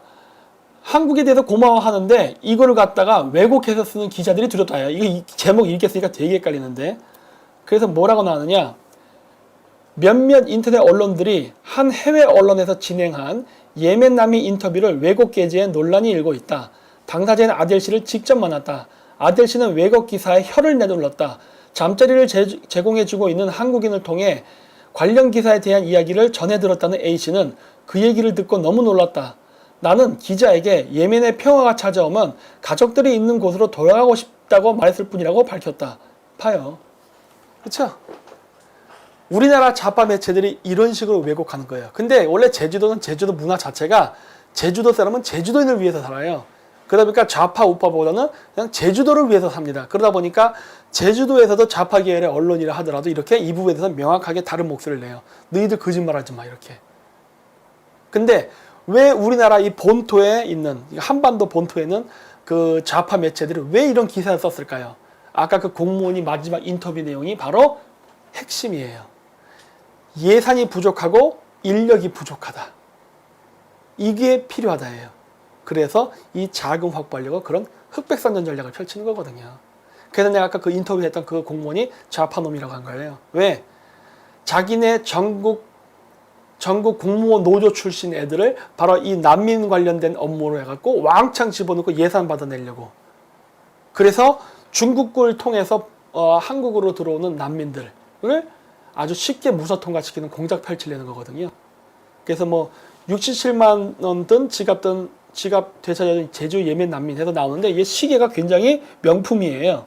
그 저 귀에 잘 보시면 오른쪽에 아이폰 그거 블루투스 꼈죠? 되게 부자네. 응? 그리고 한국 중고차가 시리아 난민 밥 먹여주네. 이게 그냥 밥 먹여주네가 아니라 되게 중요한 겁니다. 이거 왜 중요하냐면은 그 한국 중고차를 예멘에 팔게 되면 돈이 수입이 발생하죠. 이 수입이. 근데 원래 소비에트 시절 때서부터 그 냉전 시대 때 산업 스파이라든가 이런 애들이 각 국가의 무기나 이런 것들을 훔쳐갈 때 제일 많이 써먹었던 게 중고차 산업이에요. 왜? 중고차는 자동차 부품이 막 들어가 있잖아요. 여러 가지 기계 부품들이.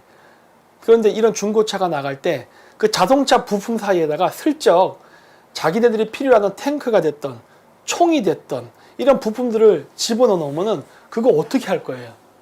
그 부품이 거기 있는지 엑스레이를 찍어서 알 수가 없잖아요. 그렇다 그걸 뭐 수출할 때 중고 자동차 하나하나 뜯어서 다 볼 수 있는 것도 아니잖아요. 이렇게 뚜껑 열고 대충 볼 수 있는 데만 보잖아요. 그렇기 때문에 옛날 때 밀수를 할 때 그렇게 뭐 AK 소총이 됐던 뭐가 됐던 이런 것들을 다 분해해서 거기다 섞었다고요. 자동차 부품 이런 엔진 밑에 안 보이게. 그러면은 그거를 봐도요. 이게 자동차 부품이란지 알 수가 없게 돼서 통과되는 경우가 많았어요.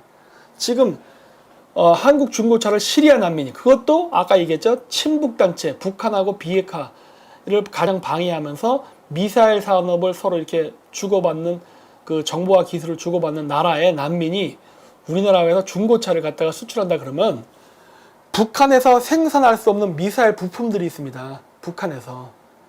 그런 북한에 생산할 수 없는 미사일 부품들을 중고 자동차 한 대에다가 한 10개씩 해가지고 섞어가지고 100대를 수출해 보세요. 그럼 미사일 만들 필요한 부품 100개가 나가는 거라고요. 그걸 우리나라가 잡아낼 수 있을 것 같아요? 자동차 부품이 몇천 개가 들어가는데 안 보인다고. 돈도 벌고 미사일 부품도 수출할 수 있게 된다고요. 그래서 매우 위험하다예요. 그리고 이제 진짜 중요한 것은 중국의 난민이에요, 사실은. 많은 우리나라 우파 목사님들이 그런 얘기를 해요. 이슬람 애들이 들어와서 테러 활동을 할 것이다. 저는 반대로 봅니다. 오히려 안 할 거라고 봐요. 왜? 아랍인들의 얼굴은 한국인하고 너무 달라서 눈에 띄어요. 이 눈에 띄는 애들이 한국에 와서 폭탄 테러를 했나 생각해 보십시오. 그랬다가는 이슬람 신자들의 숫자가 우리나라의 소수인데 아랍인의 숫자가 우리나라에서 어마어마한 반이슬람 정서가 불어가지고 이슬람 사람들 죄다 쫓겨나겠죠. 우리나라에 있는 난민들이. 설마 그런 짓을 하겠어요? 설마. 어? 기독교 목사니까 그러한 관점에서 이 얘기를 하는 거겠죠. 자신의 선교 활동을 위해서. 하지만 정치 역학적 관점에서 봤을 때는요. 아니라고 봐요. 저는 우리나라 좌파 애들이 왜 예멘과 시리아 그 친북 관계에 있는 이런 난민들을 받아들이냐면 첫 번째 아까도 얘기했듯이 시리아와 예멘에서 혹은 이란에서 대륙간 탄도 미사일을 만들 때 필요한 부품들을 수입하기 위해서 그리고 외화벌이를 위해서 한다고 봅니다. 그 이상은 안 할 거라고 봐요. 왜? 스스로의 위험을 자초한 일은 안 할 거기 때문에. 하지만 이런 예멘 난민을 이슈화 시켜서 아까 우리나라 난민 공무원이 얘기했던 것처럼 예산을 확보하고 인력을 확충하게 되면은 그때부터 우리나라에 들어오는 중국 난민을 막을 수 없게 돼요. 왜? 난민법은 중동 사람만을 대상으로 하는 게 아니라 모든 난민을 대상으로 하기 때문에 그런 거예요. 그리고 나서 중국에서 예를 들어서 인권 탄압, 종교, 정치 이런 문제로 그 망명한다고 위장신문으로 들어오는 어마어마한 숫자의 중국 난민들을요, 우리는 일일이 검사할 수도 없고 컨트롤이 안 되는 상황이 발생하게 돼요. 그러면 지금도 가뜩이나 불법 미리국자가 판치는 판인데, 이런 난민들까지 해서 우리나라 왕창 들어오기 시작하면요, 우리나라는 통제 불가능의 상황에 빠지게 됩니다. 그리고 원래 북한의 공작원들은요, 중국에 가서 조선족으로 국적 세탁을 해요. 그러니까 중국 국적을 받는데 조선족으로 국적 세탁을 해서 우리나라에 들어온다고. 이걸 갖다 난민이라는 지를 이용해서 더 많은 사람들을 떼거지로 집어넣는 거예요. 왜? 아까 얘기했잖아요. 개별 심사하지 않고 집단 심사로 한다고. 이렇게 되면 인터뷰도 안 하는 거예요. 그러면 분명히 저 사람 북한 간첩인데 우리가 면접을 안 받기 때문에 확인할 길조차 없어지는 거예요. 그렇게 되면 우리나라에 어마어마한 그 북한 공작원들이 한국에 들어오는 일이 중국인 난민에 섞여서 들어오게 됩니다. 그래서 매우 위험한 거예요. 그래서 문재인 정권의 난민법을 이용한 대북 공조 전략이라고 제가 해서 요약을 했는데, 뭐냐? 첫 번째, 친북적 중동 국가의 난민들을 이용해서 난민 유입을 용이하게 법을 바꿉니다. 지금 이거 지금 하고 있는 거예요.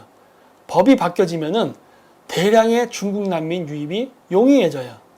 그렇게 되면은 이 중국 난민을 통해 가지고 어마어마한 북한 공작원이 들어오게 되는 겁니다. 이게 위험한 거예요.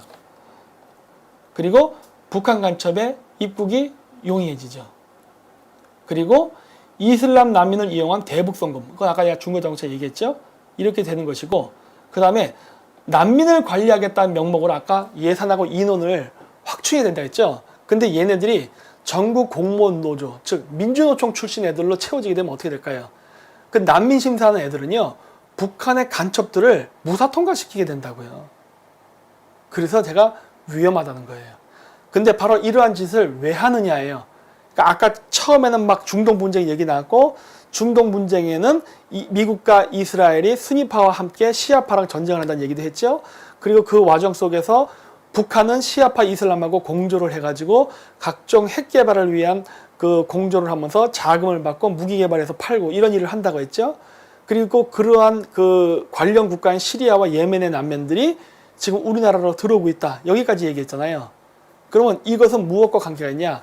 그 좌파의 장기 집권 계획하고도 깊은 관계가 있습니다. 아까도 제가 얘기했죠. 김대중 대통령 때 우리나라에서 최초로 전자개표기를 쓰기 시작했다고. 노무현 대통령 당선될 때. 여러분, 그 당시에 노무현 대통령은요, 주류가 아니었어요. 그리고 일반 사람들이 몰랐어요.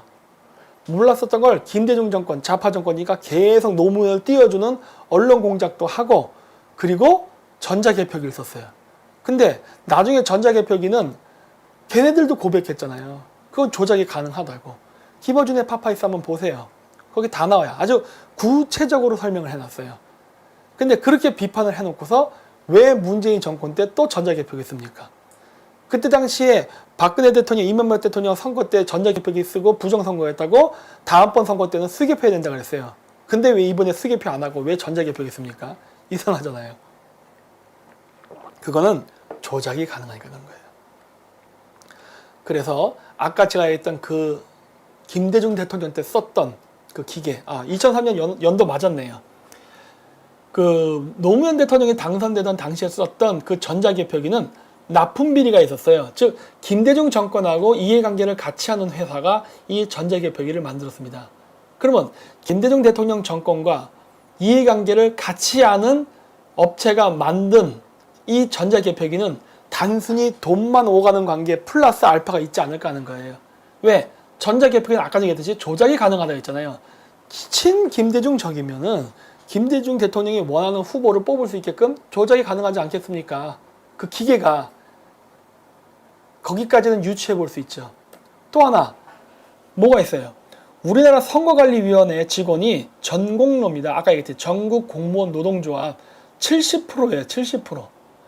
얘네들이 완전히 지금 그 선거를 장악하고 있으니 우리나라에서 제대로 선거가 되겠어요? 수개표를 해도 이 지금 민주노총 애들이 지금 선거관리위원회에 들어가 있기 때문에 그것도 70%나 공정선거라고 공정투표라고 그 하기 어려운 상황인데 거기다 전자개표기에 써버려. 이러면 어렵다는 거예요.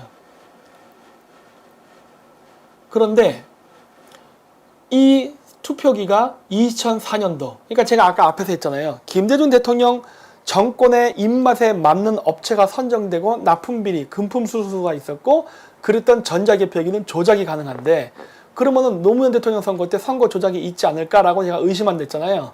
그럼 그거를 뒷받침할 수 있는 증거가 어디 있는 거예요? 바로 필리핀 아닙니까? 2004년도에 필리핀 선거 때 우리나라에서 썼던 전자개표기가 필리핀에 수출이 됐어요. 근데 필리핀에 수출이 돼서 그 투표를 할 때 이상하게 자꾸 나와가지고 결국 필리핀 법원에서도 그 전자개표기에 의한 투표를 무효화시키고 그 전자개표기를 없애버렸습니다. 그게 노무현 대통령 때 썼던 거예요. 그러니까 제가 의심한다고 얘기하는 거예요. 아무런 지명도도 없던 노무현이가 어떻게 갑자기 대중의 주목을 받고 그리고 대통령까지 당선이 되냐는 거예요. 그거 김대중 정권의 그 조작 아니에요? 응? 왜? 그때 썼던 그 기기가 그대로 필리핀에 쓰였는데 문제가 있었다는 얘기가 탁 나왔잖아요. 근데 그때 당시에 썼던 그 기기가 문재인 정권 때 또 쓰였죠. 아니 이명박 박근혜 때 전자개표기에 있어서 선거 가짜라고 그렇게 주장했던 애들이 왜 그 기기에 또 씁니까? 근데 이것도 또 김대중 대통령 때랑 똑같아요. 이번 문재인 정권 때 썼던 그리고 지방선거 때 썼던 그 전자개표기가 그대로 이라크에 가서 또 쓰였어요. 근데 이라크에서도 또 뭐라 그래요? 야 이거 조작 가능한 이상한 기계인데 해가지고 또 빠꾸를 맞았단 말이에요. 그럼 문재인 정권 이번에 제대로 득표를 얻은 거야? 이번에 지방선거 진짜 제대로 지지를 받은 거예요? 의심스럽다는 거예요. 그리고 얘네들이 그러면서 지금 뭘 했습니까? 송영길 의원 2017년도에요. 외국인 정당 가입 허용법을 발의하자고 했어요. 이거 웃기는 일이죠. 외국인이 정당에 가입하는 것을 허용하게 되면 어떠한 일이 생길까요? 예멘 난민, 시리아 난민이 중요한 게 아니에요. 왜냐? 그 사람들은 얼굴이 다르기 때문에요. 우리나라에서 안 찍을 가능성이 더 높아요. 예를 들어서 우리나라에서 예멘이나 난민 출신 국회의원 후보가 나온다면 여러분 뽑겠습니까? 응? 안 뽑을 가능성이 더 높아요. 좌우를 떠나서 아마 더 안 뽑을 겁니다. 우리랑 얼굴이 익숙한 사람을 뽑게 됐어요. 우리 같은 얼굴. 그래서 내가 뭐가 제일 위험하다 했어요. 중국인이에요. 중국인. 우리랑 생김새가 비슷해. 외국인 정당 가입법을 허용법을 만드는 순간 사우디아라비아라던가 미국인들이 들어오는 게 아니라 중국인들이 섞여 들어간다니까요. 우리랑 얼굴이 비슷한 애들이 이런 애들이 들어가서 중국 공산당 정부와 연결해서 어마어마한 선거 자금을 받아가면서 풍족한 선거 자금으로 그 예를 들어서 뭐 저기 뭐야 민주당이나 그다음 자유한국당 들어가서 돈 팡팡 써주면 어떻게 하겠어요? 좋아하겠지. 그러면 당 대표도 가능하겠네. 당 대표가 되면 대통령 후보까지 나오겠네. 이런 일이 생기는 거 아니에요. 이것 때문에 하면 안 된다는 거예요. 얘네들은 지금 난민법이랑 이런 것들을 굉장히 느슨하게 풀어가지고 지금 우리나라에 대통령마저도 외국인을 지금 뽑게끔 만들려는 공작을 하고 있지 않습니까, 지금. 그 다 민주당이 하고 있는 거예요. 그래서 내가 민주당을 친중 정권이라고 얘기하는 거예요. 왜 우리나라 대통령을 자꾸 중국 놈을 자꾸 세우려고 그래? 자, 그러면 진짜 제가 이런 우려가 현실이 될 수 있는가? 증거를 보자고요. 이거는 제7회 지방선거 외국인 분포인데 지방선거에서 외국인 유권자는 3번의 선거를 거치며 15배로 늘었다.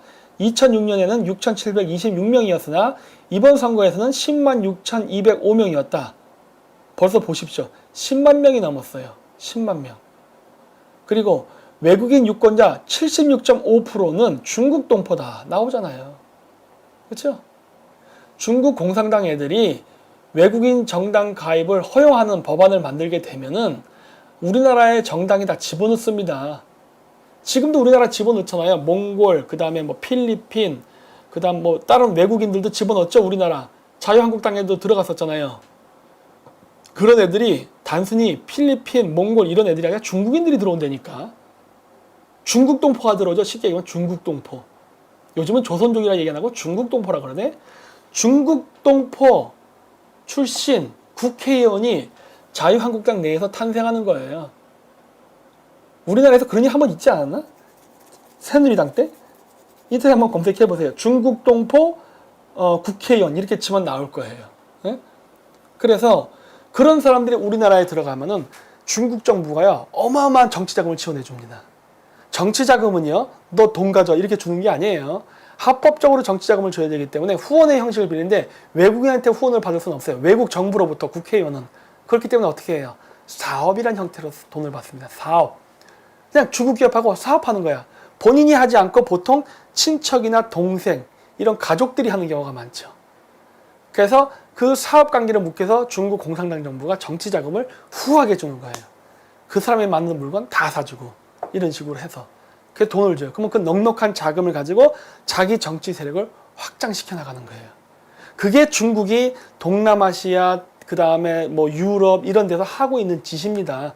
그 중에 하나가 아까도 얘기했듯이 이란이에요. 그래서 시리아 이런 내전 때 미국이 시리아를 돕고 미국이 이란 정부를 뒤흔들기 위해서 반정부 시를 공작하니까 중국이 바로 이란 정권을 지원했잖아요.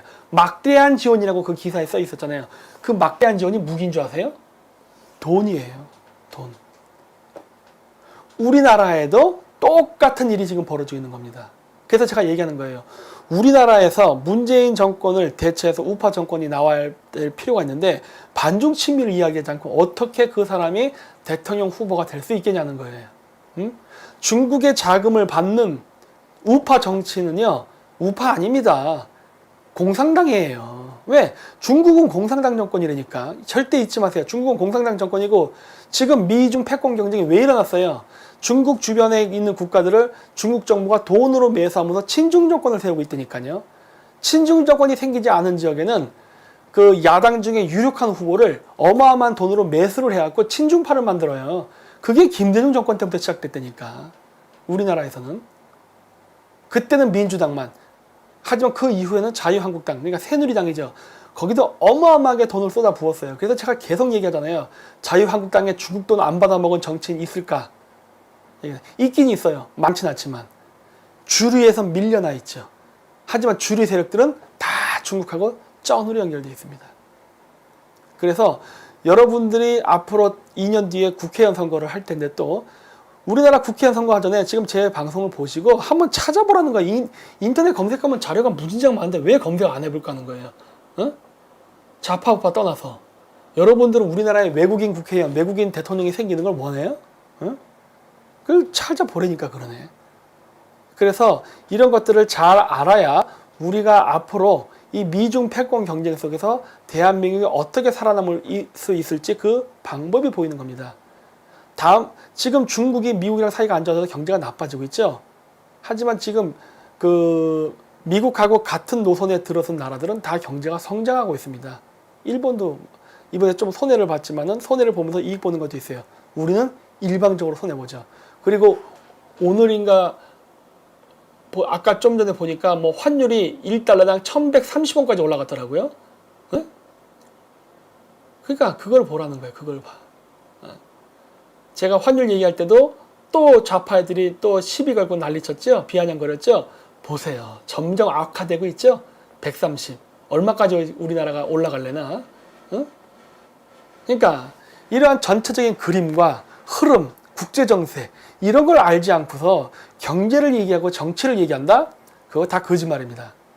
우리나라의 지금 청년들 지금 문재인 대통령은 쇼맨십에 헬렐레 해가지고 내가 이런 얘기하면은 저한테 악플 달고 하는데 본인들이 악플을 다는 거는 본인의 개인의 스트레스 해소에는 도움이 될지 모르지만 본인의 미래에는 전혀 도움이 안 돼요.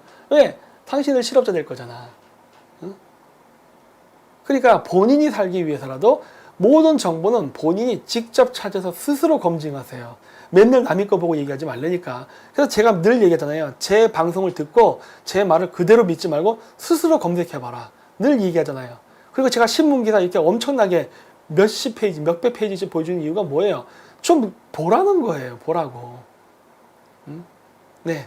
그래서 오늘은 이렇게 해서 제4회 김정민의 그레이트 게임을 마치도록 하고요. 다음 주 화요일에 하는 김기사 아침에는요. 그 아시아나 사건, 항공 사건에 대해서 제가 이야기할 겁니다. 굉장히 재밌어요. 근데 이 재밌지만은 그 굉장히 어마어마한 부패 커넥션이 있는 부분이라서 이거를 제가 진지하게 얘기하면 문제 생길 거니까 제가 약간 웃기게 그 송진 아지매랑 농담을 섞어가면서 제가 재미있게 구성해서 방송을 할 테니까 그때도 많은 시청을 바랍니다. 감사합니다.